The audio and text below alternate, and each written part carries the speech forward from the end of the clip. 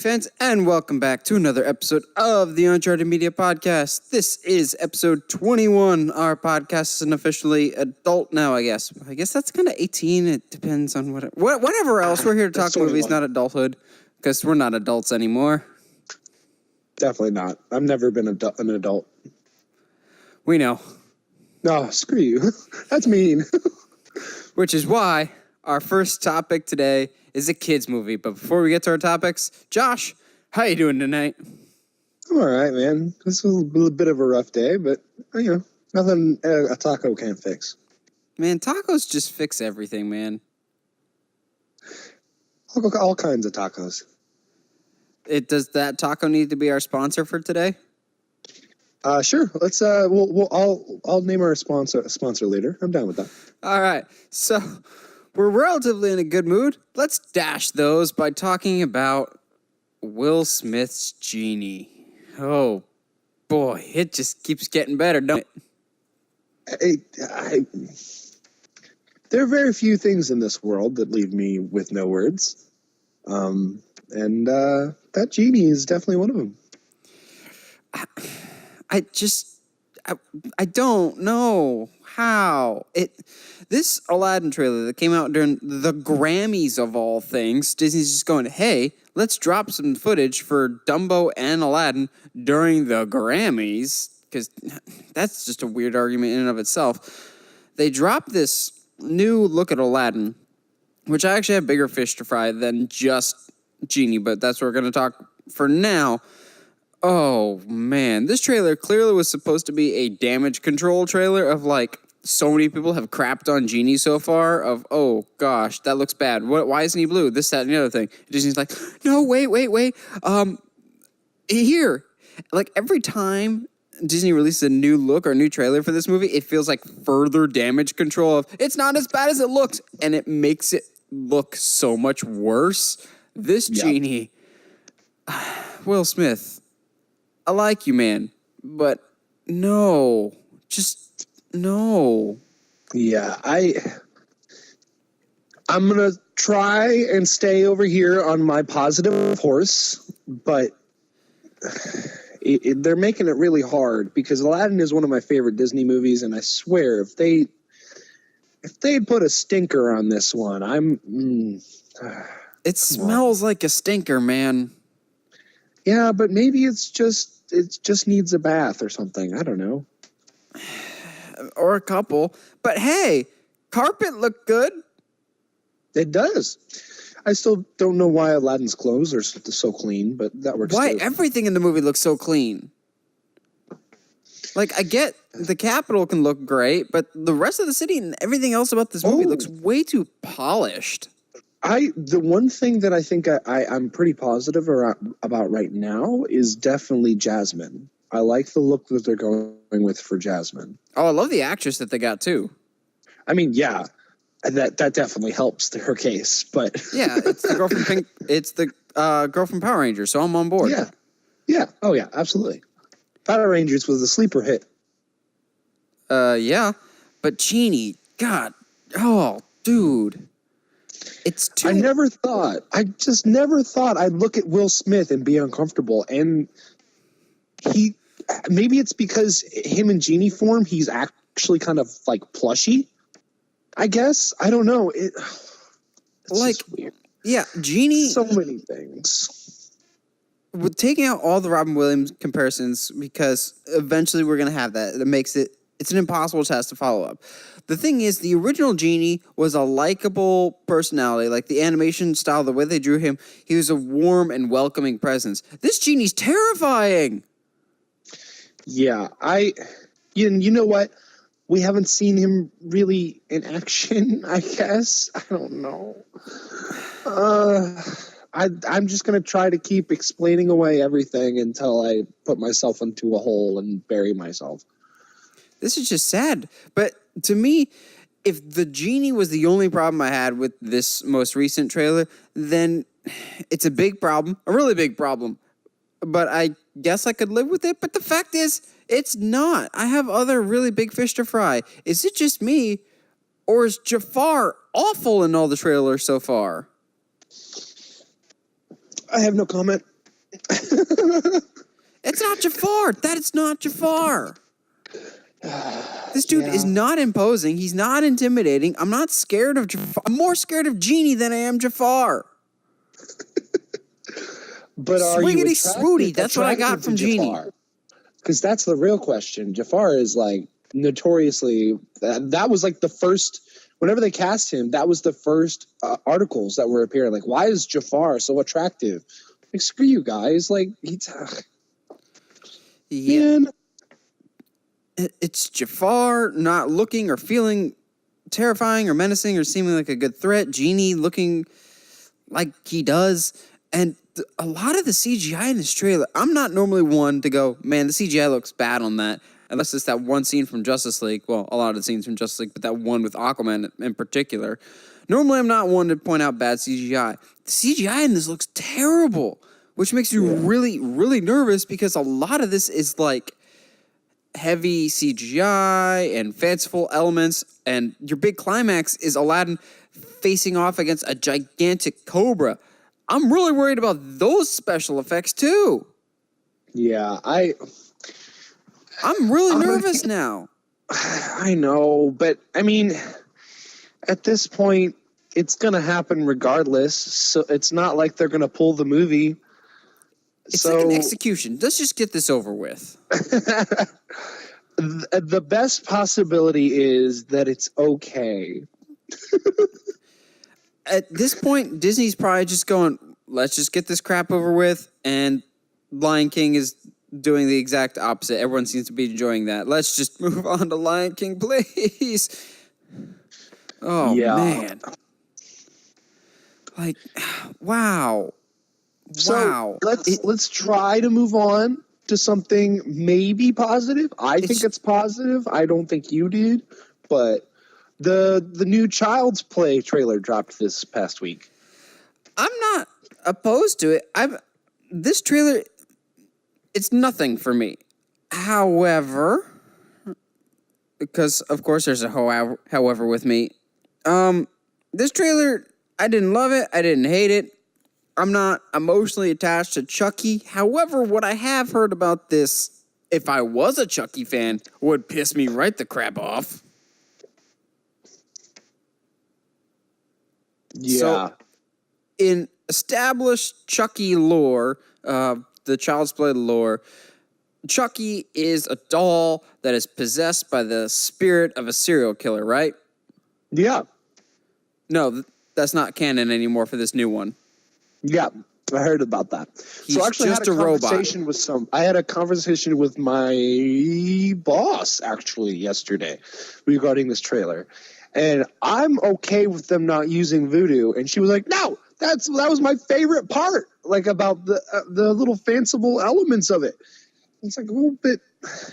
And she went on to like talk about it. Because then you just have an AI that goes crazy. And then Chucky just becomes every other sci-fi movie. I was like, oh, you're not wrong.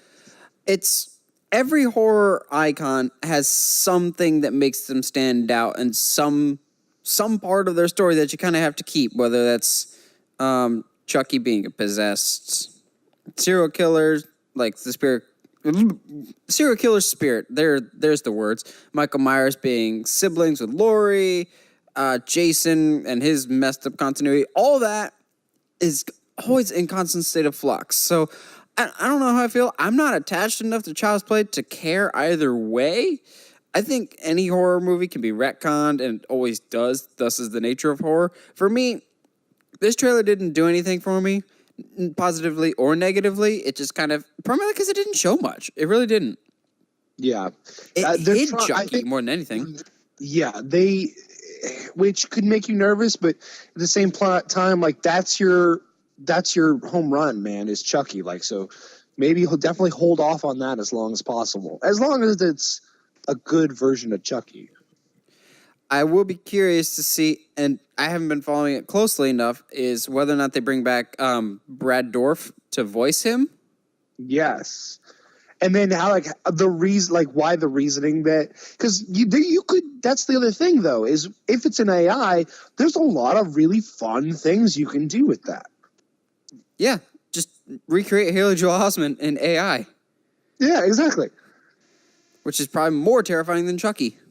Yeah, just a little. The fact that an AI goes on a killing spree and picks that personality, it's like out of all these, actual serial killers, I'm gonna go with this guy.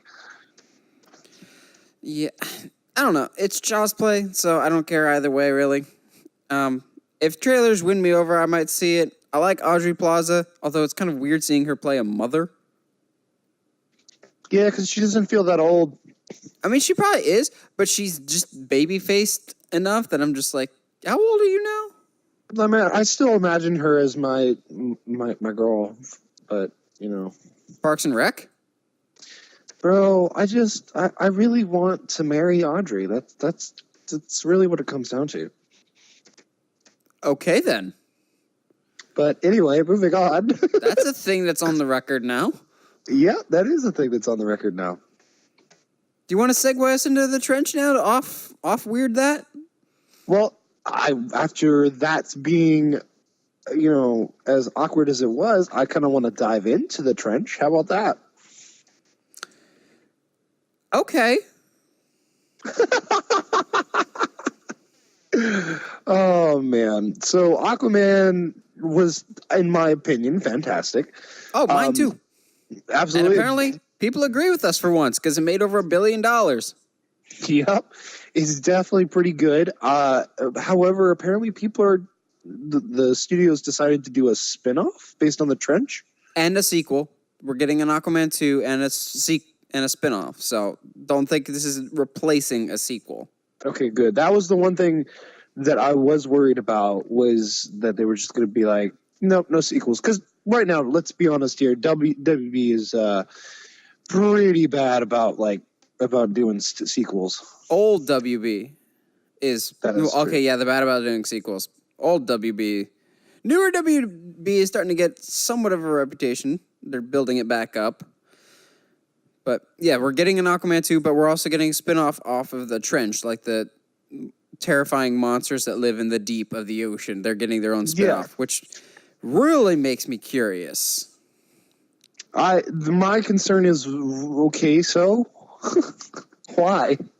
Do you gonna have somebody go in and explore? Do you like what's the story there? I guess is my question. Yeah, I'm more just like, what characters will you have as like your heroes? Because obviously you don't really have Aquaman for this. Probably not. What if this is where they introduce Aqualad? I don't know. Because I don't know. And maybe not call him Aqualad, but Hearing give him a trench movie. Calder? Yeah, Calder. I think hearing a trench movie, though, I just picture it's the creatures from the trench more than anything else. But they're mainly antagonists, and they don't really have personality. It's like making a movie. So that's. I would. In my mind, you'd almost have to have characters that need to go get something from the trench, and then they face all of these monsters and have to figure out the world that is the trench in order to get where they need to go. It crosses over with Avatar sequels. Yeah, exactly. But then again, that's just like the last third of Aquaman. So I don't know. I wouldn't be surprised if there's an Aquaman cameo, depending on when this is. I've heard some people suggest that maybe this will be like the origin of the trench and the origin of the species that live down there. That I'd be curious about. That would be interesting, actually, yeah. And maybe have King Atlan. Actually have people, watch all of these, because they're all Atlanteans at their core. So watch these Atlanteans basically slowly descend into madness. Yeah. It'd be like the pirates on Davy Jones's ship in the Pirates of the Caribbean movies, except underwater and over longer periods of time. Yeah, basically. So I'm curious, and yeah, James Wan has more or less, he hasn't confirmed nor denied it, but he has said how much he enjoyed the trench, so he's kind of implying that there might be some movement, and this may be legit news. I'd We be don't okay with dabble in news. legit news here. We dabble in rumors and speculation, as there's rumors and speculation about Batman, as Yeah. you can kind of guess. I've looked up and have seen all the rumors, and apparently the short list is your boy Ben Barnes, which is one you called. And If he ends up apparently- getting cast, man. that would be awesome. But then the other one's Robert Pattinson. Which, where are you siding on the fence? I have some thoughts about this. So Robert has some incredible acting ability. Like, if Twilight's all you've seen of him, then yeah, that's not your Batman. But I've seen some of his other stuff, and the guy can act. The guy can definitely act. But my biggest thing is, especially if we're going to go with this younger Batman, isn't Batman supposed to be like a billionaire playboy? And in my mind, and again, then I'm a guy, so I don't know these kinds of things. But when you think, one of the most attractive young males in Hollywood, is Robert Pattinson really one of the names that comes up? Yes, actually. Really? Okay. But Well, then you that's are fine. a dude, so you're probably thinking of it from a different perspective. Yeah. But I mean, that's fine. I mean, if that's what they want to do, go for it, dude. He As long actually as he's has not played more or less mopey. that kind of character before. I think it was a movie called Cosmopolitan. There's one where he was more like a sophisticated high roller, that Bruce Wayne type. I'm with Yeah. you. I think he's super talented, and if you only know him for Twilight, then you are missing out on a lot of stuff that he's done. I wouldn't necessarily hate it if Robert Pattinson was cast as Batman. I think there's better options out there, but I wouldn't be surprised or think it's the end of the world if he was cast. I think Yeah. he's similar to Zac Efron, of he will forever be typecast as a certain role, and they'll always try and get out of that window. And some of us have seen that they've moved past it, but there'll always be that contingent of people that see them for previous, for lack of a better term, tween movie, and they only ever see them for that. I think Robert Pattinson could be a good Batman. He is a very good actor. However, I don't think it's him. I don't think it's Ben Barnes either, though. I think Ben Barnes Really? he's a name that I would like to see a lot. I honestly think it's not going to be a name we're familiar with. I really believe that. I wouldn't be surprised. I mean, it'd be really funny is now that Daniel Radcliffe? Punisher. No, now that Punisher is it's gonna be canceled. Like, there's no doubt. So he'll definitely be looking for another job. Then, so why not have him as He's make too him old. a villain? Make him a villain. For Oh, okay. DC. Villain, yeah. Yeah. I'm thinking maybe Two-Face. I'm thinking maybe Hush. or yeah, that was where I was going to go. A Thomas Elliott. That he would be a perfect Thomas Elliott. Are you kidding me? Oh, that'd be No, great. I've heard one, but then again, this is back in the Ben Affleck days of Matt Damon as Hush. Oh, well, yeah. But that's just because people want to play off of the whole Ben Affleck Matt Damon thing. So, yeah, I think it's going to be an unknown, and I don't know. What if they do the ultimate Vince Russo swerve, and it's Henry Cavill is cast as the new Bruce Wayne? I would hate everything. Like, legitimately. Be like, oh, we just switched up our timelines, but I wouldn't put it past WB at this point. Yeah, so the rumors are ongoing with Batman. We'll kind of see in the coming weeks what becomes of it. Well, because summer's coming up, right? So we have San Diego Comic-Con coming up. Dude, it's February. We're still a long ways coming off. up. So summer's coming up. How cold is it there? I mean, it's been fluctuating between 70 and 30. Wow. Yeah. It's Texas, man. Some days it's really hot, and some days it's you want to wear 4 jackets. Well, you know who wears 4 jackets? Hobbits. I hate you. That was too perfect of a segue. We bring up Hobbits because we are getting a Tolkien biopic with Nicholas Hoult, apparently my doppelganger, playing J.R.R. Tolkien. Now, we got a trailer for it, and we really don't get that much. And honestly, if you didn't have Tolkien at the end as your title, you probably couldn't tell people that it was a Lord of the Rings, the author of Lord of the Rings, a movie about him. It's very, very vague, but there's enough there for diehard Lord of the Rings fans to kind of go, oh, I might be curious about this.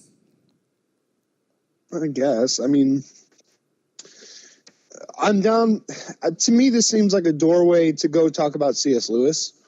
For anybody, I was actually just going to bring this up. Do you think C.S. Lewis will be in it? See, I think he'll be in it. I wouldn't be surprised. Surprise cameo by C.S. Lewis. But yeah, I wouldn't be surprised. I don't know. C.S. Lewis was a big part of Tolkien's life, so I wouldn't be surprised if he is in the film. To me, I don't know that much about Tolkien's life when he was alive. I would be very curious to see his life. It doesn't seem like they're going to be focusing a lot on the Lord of the Rings part of it and more just the war aspect, his personal life, which could be interesting. I'd be fascinated to hear about him. I've actually visited his gravestone and where he's buried in England when I was visiting relatives like 13 years ago, which was super cool. Yeah, he's one of those, like, I don't know much about him personally, so I don't know if there's much to do a interesting biopic about. You know what I mean? Like, maybe just keep it as a book. Yeah, I don't really know that much either. That's why I would be curious about it. I'm still waiting on a good Walt Disney biopic. Saving Mr. Banks doesn't count. Yeah, well, I mean, if they're going to do that, it would have to be made by somebody that's not Disney. Yeah, because Disney would really want to sugarcoat it. Yeah, absolutely. Maybe Universal and go, hey, yeah, remember that time we screwed you over? Oh, man. That'd be hilarious, actually. Right? Speaking of getting screwed over, the Academy is screwing some people over hardcore. It's the Academy, man. What'd you expect? Okay, no, like, I was mad before, but now I'm freaking pissed. So, what's going down is the Academy Awards this year is just a cluster. First of all, you had the Kevin Hart firing situation for some tweets he sent out a long time ago. I really don't blame them, actually, for more or less trying to remove themselves from that situation, but how they handled it, both parties, how they handled it really was not the best. And then they're kind of pouted for a while because no one could take the gig. And so they were just like, we don't have a host. And then for a while they're like, we're going to have a most popular film category. And everyone soundly rejected that. This week in Academy Awards Stupidity, they're going to have certain awards announced during commercial breaks, except they're ones that people still care about. It's not like best short documentary or best short film or whatever else. No, some of these are major film icons that are relegated, for lack of a better term, to the pre-show announced during the commercial breaks. So what is getting bumped to the commercial break for the time being until the Academy goes, oops, we're sorry, we'll put you back on the main card? Best cinematography, best film editing, and best sound editing. Those are three huge aspects of filmmaking. And you're just like, hey, these are going to be during commercial. Yeah. Okay. I had a great point brought up to me by one of the podcasts that I listened to that isn't ours, that essentially every aspect of film is borrowed from something else, like theater, like costume design, script writing, except for camera work and editing. Those are strictly creations from the world of film, and the Academy is supposed to be celebrating film, and yet they're relegating the two things two big aspects of filmmaking that are essentially critical to filmmaking. They're relegating them to commercials.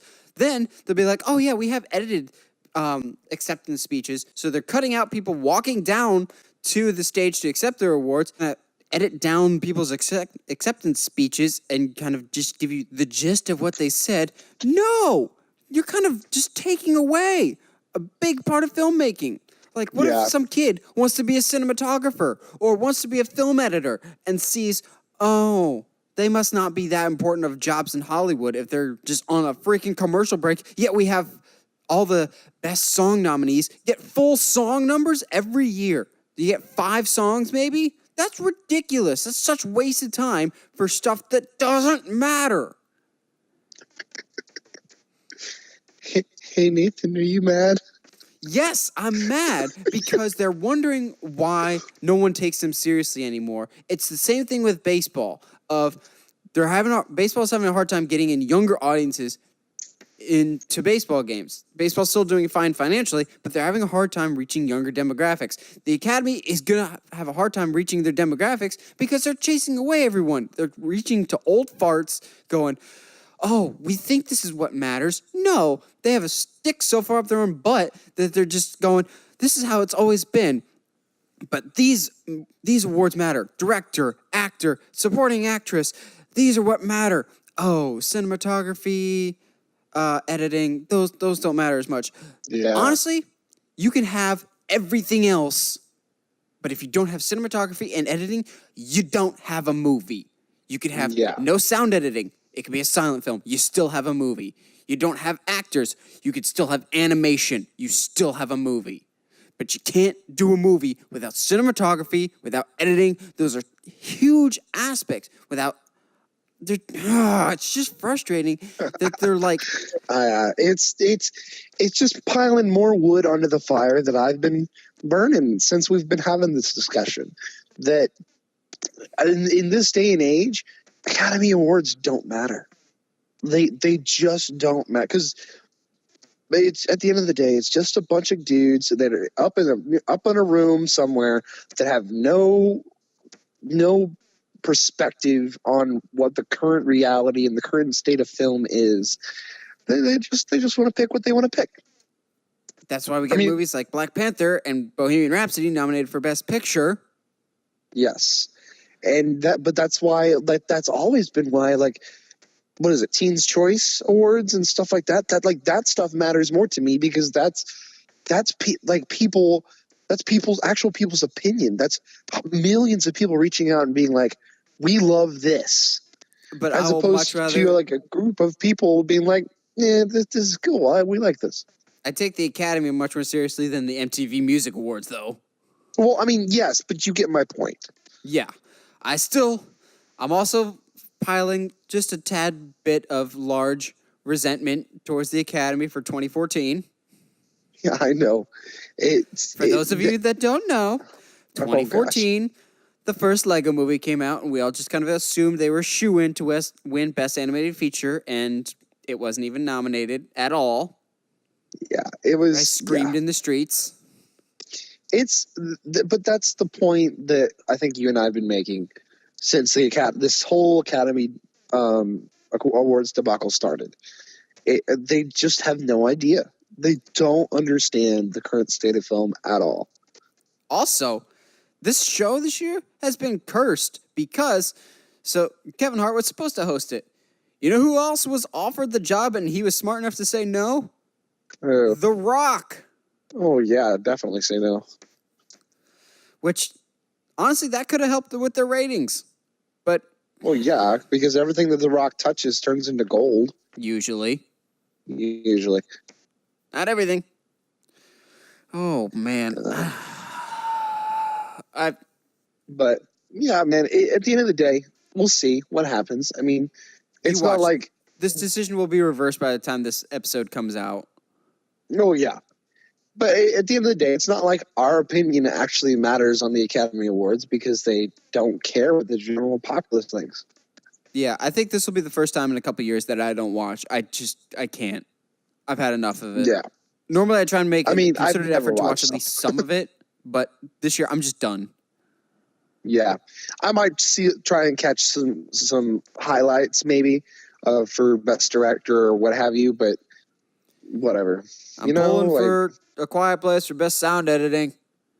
Yeah, well, good luck on that one. For our last news story, we're going to cover one that just came across the pipeline earlier today that actually, believe it or not, I'm excited to talk about this. The Frozen 2 trailer just dropped, and okay, first of all, I hate the first one so much. That being said, holy crap, that was a good trailer. Absolutely. Now, do you hate the first one simply because of Let It Go, or do you hate it as a movie? I hate it as a movie. Okay. I think it does not send as strong of positive message as people think it does. It looks gorgeous from an animation standpoint, but I'm not a fan of the story, really. I don't think it's as strong as everyone thinks it is.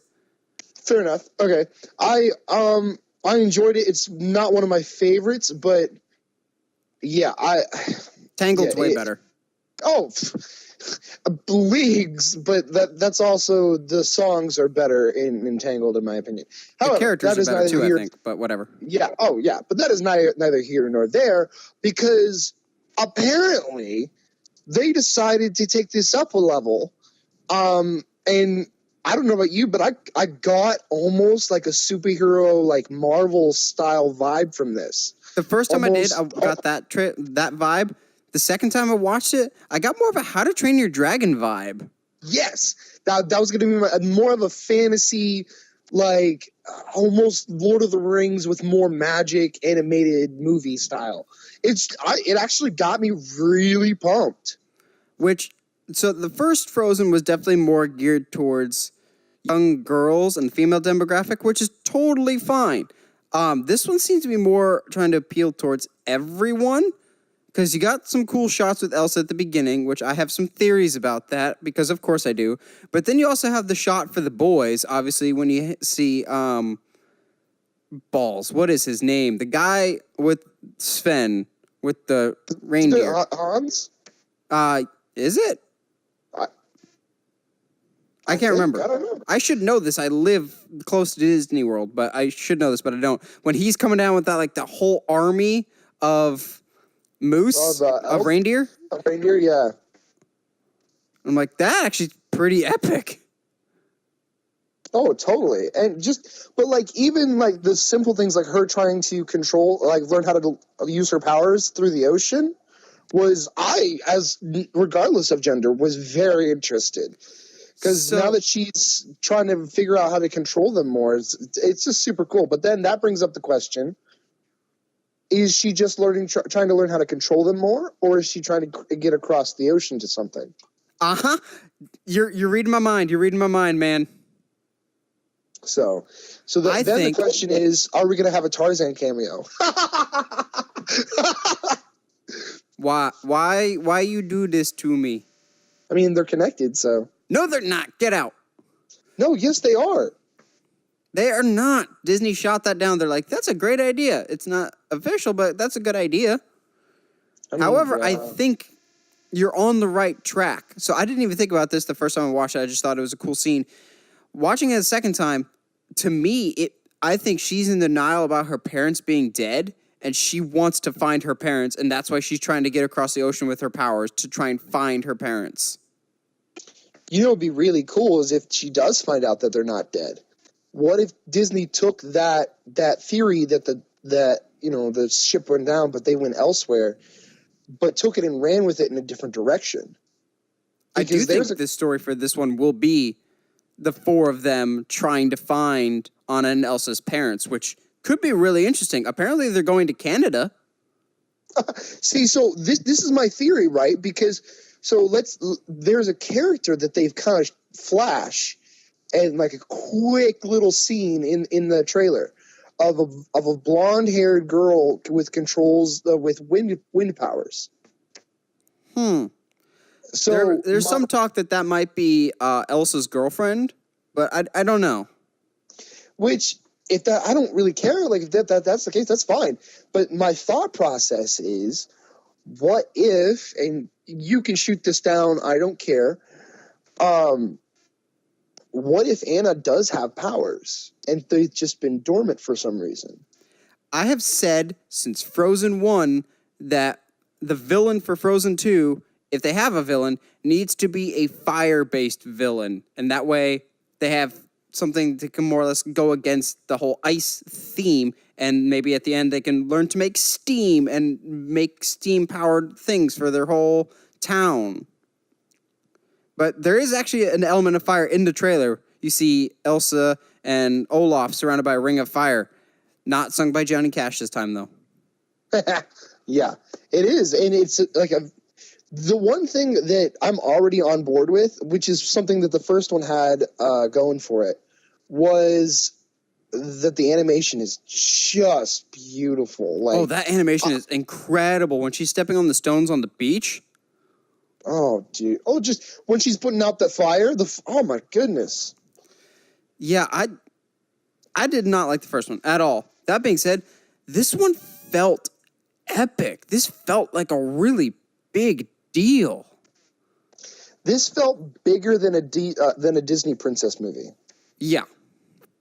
I think I attribute that mainly to the music. Whoever made the music for this needs a raise. That was gorgeous music. So then the following question would be, because of the tone that we're feeling so far, do you think there's going to be songs? It's a Disney movie. It's a sequel to Frozen. What do you think? I mean, that's fair, but it's got the same tone and the same feel as How to Train Your Dragon. I would agree laugh with you if Disney's taking tips from How to Train Your Dragon.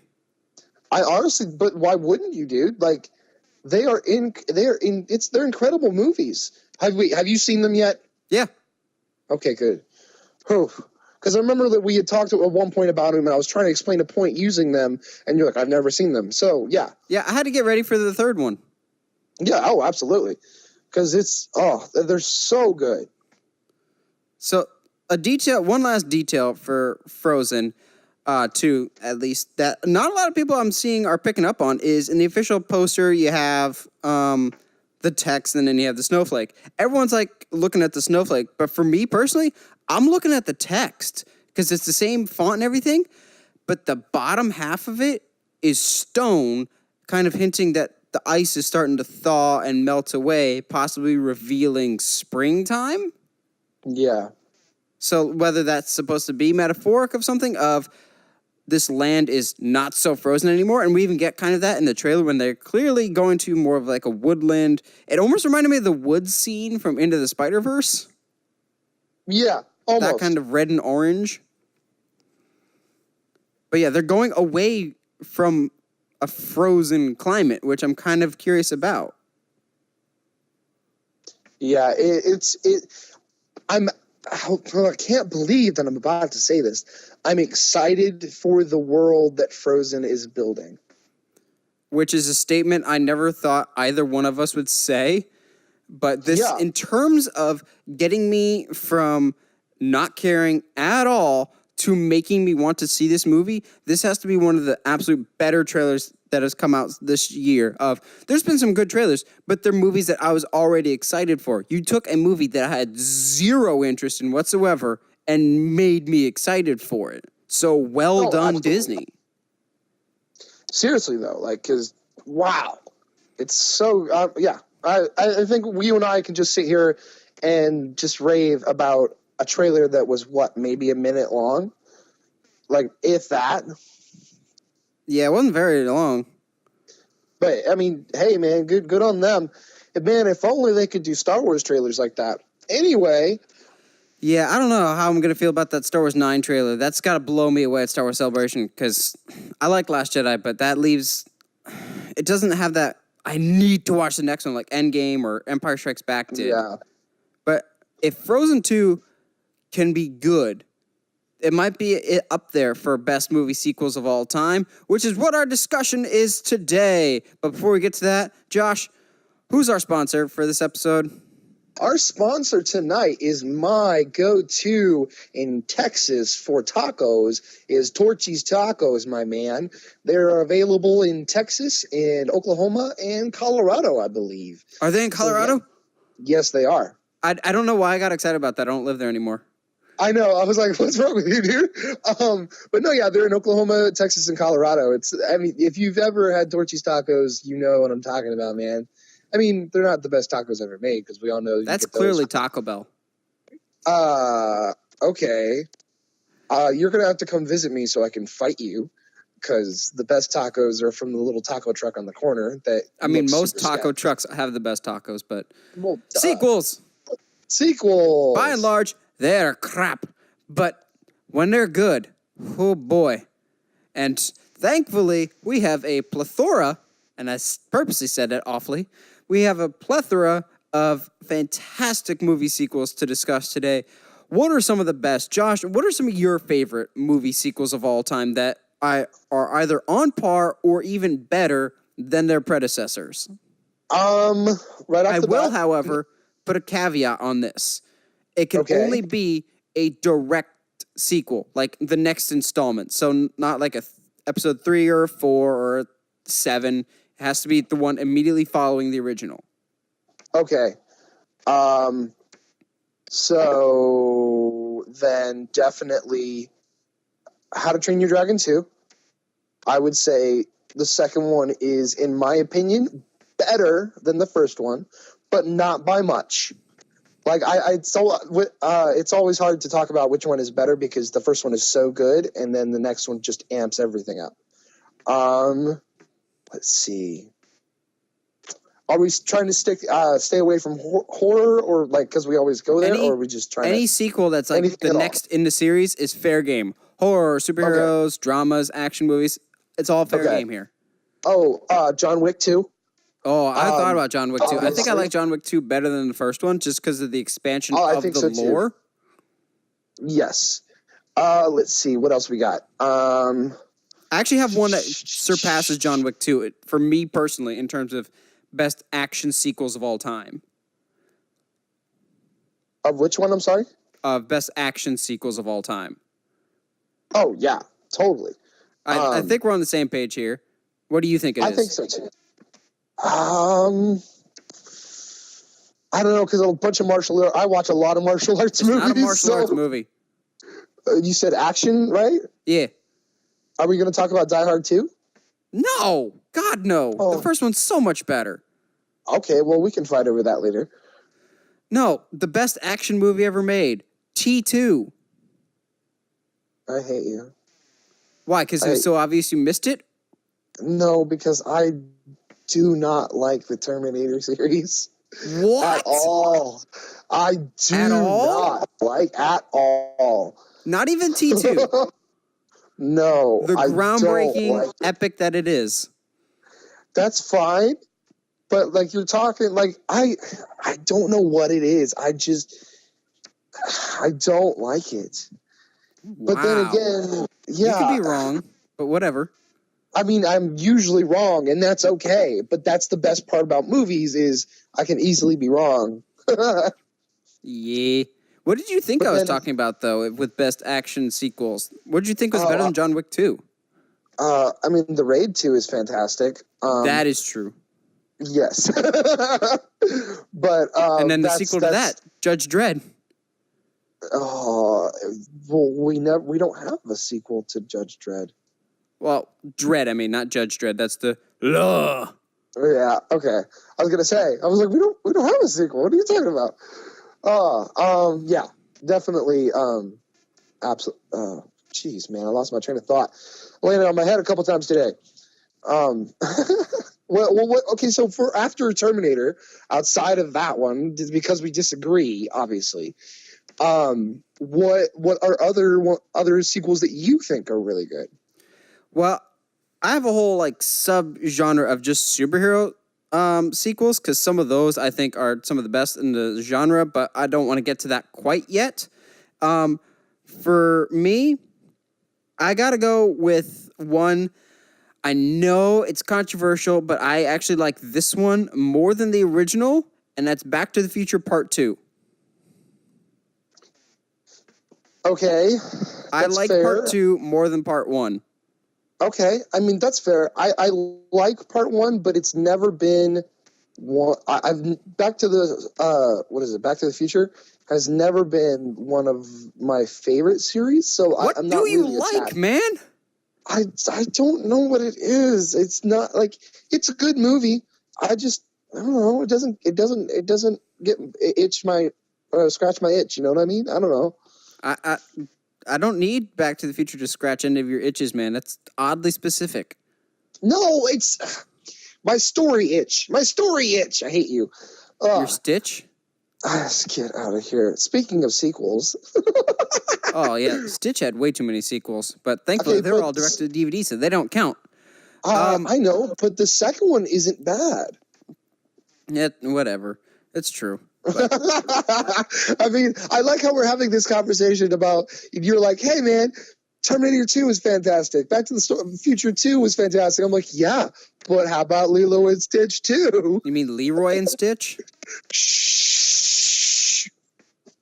Okay, so this one is going to sound weird, but I have one sequel that is the definition of what a sequel should do. It elevated, frankly, a dead franchise at the time, and it's honestly a huge influence on me. Like, I don't go back and rewatch this movie a ton, but I remember watching this freshman year of college, and after watching this movie, I was like, I need something in my life. I don't know what the rest of my life I'm going to do, but it's going to be something movie-related. And oddly enough, this movie is Star Trek II, The Wrath of Khan. Really? Yep. So, are you saying that you like the original Wrath of Khan better than Into Darkness? Absolutely. Really? Okay. Granted, the effects don't hold up, and William Shatner's still in the movie, but I don't know. Something about it. As someone that didn't watch Star Trek growing up, because Star Wars is better, I really liked Wrath of Khan, and it was something about that made me just click of, you like movies. Why don't you make something of that with the rest of your life? And so it's just like, I guess I could. Never really thought about it, just because college is like, you could do whatever. I want to do movies. And no one told me no. So yeah, fair enough. So that was just kind of, But yeah, I really liked Wrath of Khan. And considering how god-awful Star Trek the motion picture it was, the franchise really needed Wrath of Khan. And Wrath of Khan is awesome. Into Darkness is really good. Honorable mention. I like it. It's my favorite of the new Star Treks. But in terms of overall Star Trek films that have ever come out, I think Wrath of Khan is my favorite and probably always will be. I really, really enjoy that one quite a bit. Fair enough. All right, I'm gonna have a very controversial one, because I'm already on that weird side of the line anyway. Don't say Anchorman 2. Yeah. Why? Why would I pick a dumpster fire over a diamond? Come on, man. So. I kind of enjoy The Amazing Spider-Man 2 more than the first one. Oh, boy. No. And a part of that is Jamie Foxx's his performance. I just look, dude. I don't know what it is. I have more fun with that movie than the first one, and I don't know why that is, because the first one is, in my opinion, the better of the pre-Homecoming Spider-Mans. Oh, we'll get to that in a little bit. But for some reason, I enjoy the second one more. You like seeing Jamie Foxx pretend he's Jim Carrey's Riddler? Oh, yeah. I think Amazing Spider-Man 2 is the worst Spider-Man movie we've gotten so far. I think it's worse than Spider-Man 3, by far. But you can have your opinions. I don't know about that. I wouldn't go that far. Go back and watch Spider-Man 3. It's not as bad as people make it out to be. It really isn't. Take out anything with Venom, like in the last third, and make Sandman your main villain, and it's just like the other two. It's actually not that bad. That's fair. Very much. People seem to think it's this awful movie. If you watch them back to back with the first two, it more or less feels exactly like those first two. Well, and from what I heard, Remy wanted to do that. He wanted to make Sandman the main villain, and but the studio was like, "No, Venom." Yeah, he was forced to put Venom in there. Exactly. So I guess then our natural progression here is that we would have to talk about Spider-Man 2. Yes, Spider-Man 2 is on my list. Spider-Man 2 is still one of the best superhero movies ever made. I don't know about that. There's a top 5, and to me, I have quite a few sequels, actually, in my top 5 superhero movies of all time. Spider-Man 2 is in there. I think now it's probably the second best Spider-Man movie, maybe even third best if you want to throw Into the Spider-Verse in there. I'd still probably go Homecoming, Spider-Verse, Spider-Man 2. But I love Spider-Man 2 mainly because of Doc Ock. And I remember just as a kid, Spider-Man 2 was this huge deal. He was on lunchboxes. Lunchables had those little like lithograph cards that like moved. You can collect all 6. I remember Spider-Man 2 was a huge deal. And to me, it still holds up. The first Spider-Man does not hold up particularly well, but the second one does, I think. I don't know. My biggest issue with 2 is, I don't know. Doc Ock doesn't do it for me, I guess, and I don't know why that is. And then again, this is just my opinion. Something doesn't make sense about his character to me, and I probably need to just go back and rewatch them, because in general I watch more Amazing Spider-Man more than I do the Tobey Maguire ones. Maybe mainly because I hate Tobey. I don't fault you there. I'm not a Tobey Maguire fan either. But yeah. So we're talking about great sequels, right? And since you've brought in some older ones that maybe I have not really agreed with, but how do you feel about Aliens, the sequel to Alien? I like how drastically different it is from the first one, yet it's still good. Yeah, oh, absolutely. It moved from horror to action, but it did it successfully. And I don't think, as much as I hate James Cameron, because he's such a cocky, arrogant SOB, he can make good action movies when he wants to. Oh, absolutely. And then he can make Avatar 2, which admittedly made a lot of money, but it's still crap. Yes. I think that it didn't feel like oh, well, horror was fun, let's do an action movie now. It felt like a natural progression. It didn't it felt like, oh, well, now that there's this alien, now we got to actually fight it.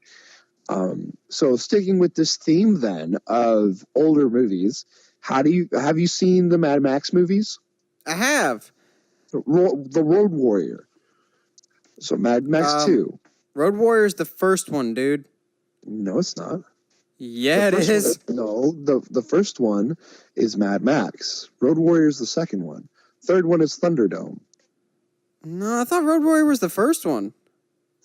No, it's just straight Mad Max. I thought anyway. I'm too lazy to look it up right now. Yeah, but regardless, well, you know what? Screw Road Warrior. Thunderdome. Really? I love Thunderdome. Leave me alone. Also, Thunderdome doesn't count because it's the third one. It's still a sequel. We said just direct second ones. Fine. Which is why I can't include a lot of my horror sequels, because admittedly direct sequels, unless it's like Annabelle Creation or Ouija. Was it Day of Evil was the second Ouija? Yeah, I think so. Origin of Evil. There we go. There we go. The second Ouija was fantastic. It was not okay how good it was. Yep. Horror can be hit or miss for sequels. You got older ones like Rocky 2, but I think some other Rocky sequels are better.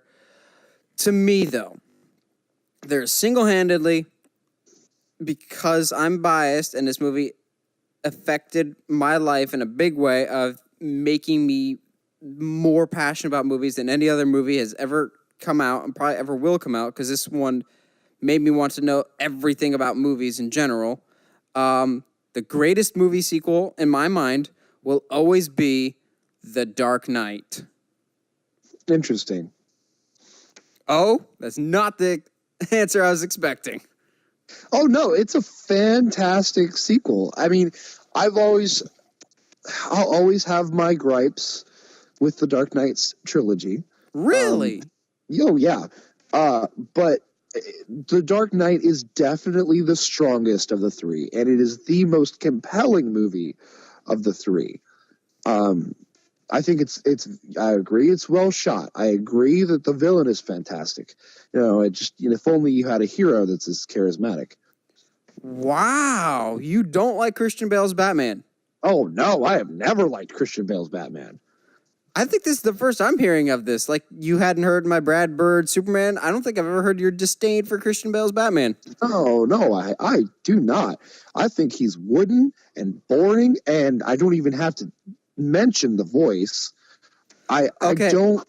Suck it I up understand and blame someone else, because in Batman wasn't his fault. It was Christopher Nolan's. So that's fine, but that's still his performance. And no, actually, what? Christopher Nolan tweaked it in post-production. Really? Uh-huh. Oh, no, sorry. I'm saying I know he did the voice in post, but like his whole performance in general. Okay. With the weird, like, leaving your lip open while you talk. Yeah. He doesn't do it for me. He's the way that he moves in the suit. And you know what? Maybe it was the suit that they built in. Regardless, I don't like him as a Batman.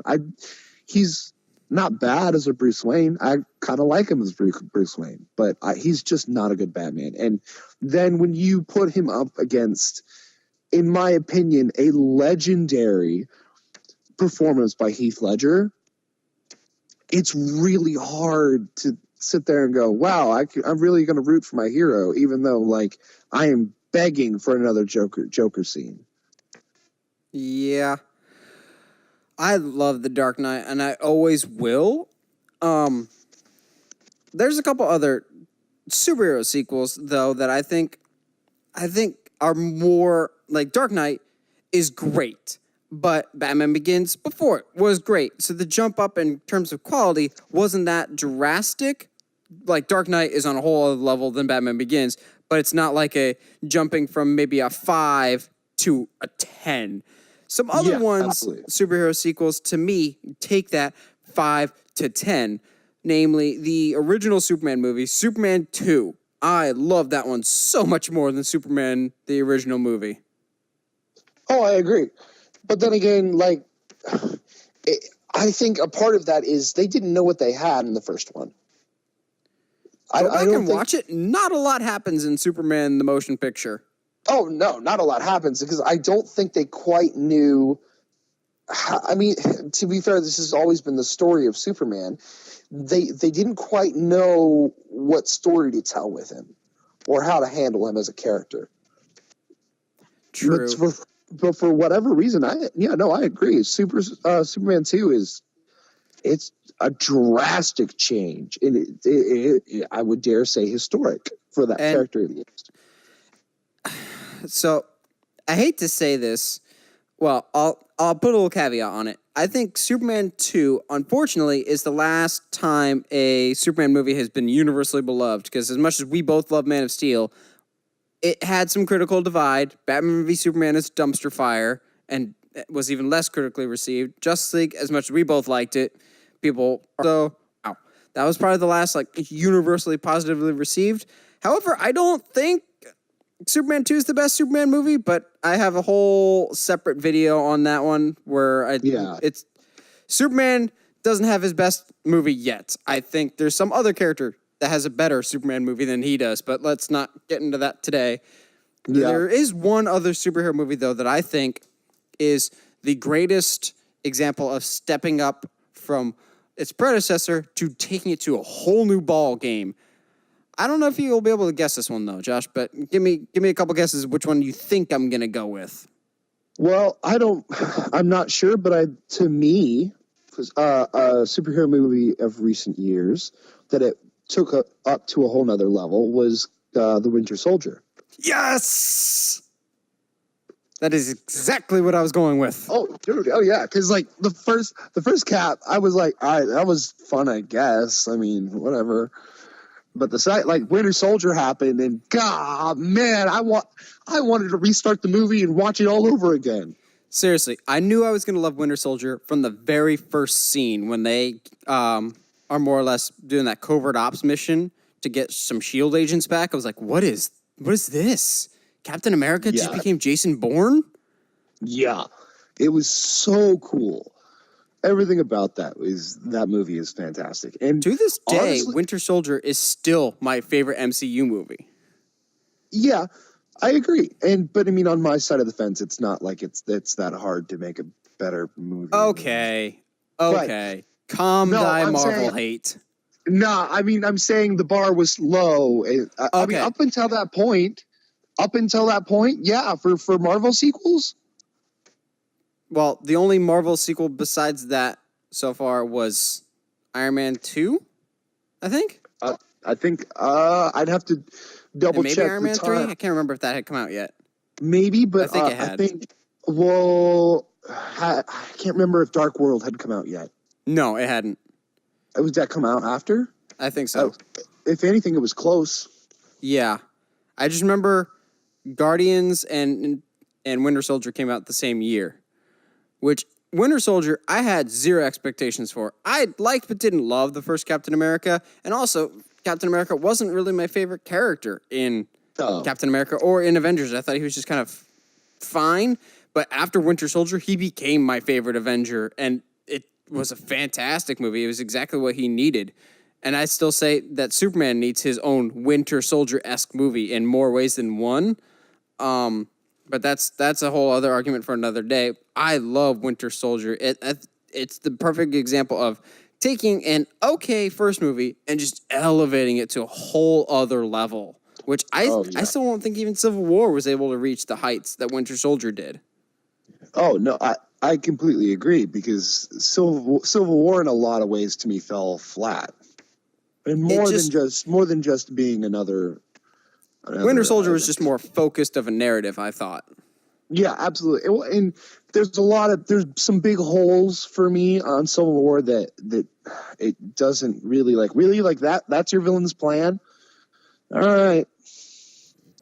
Yeah. So I have a couple others.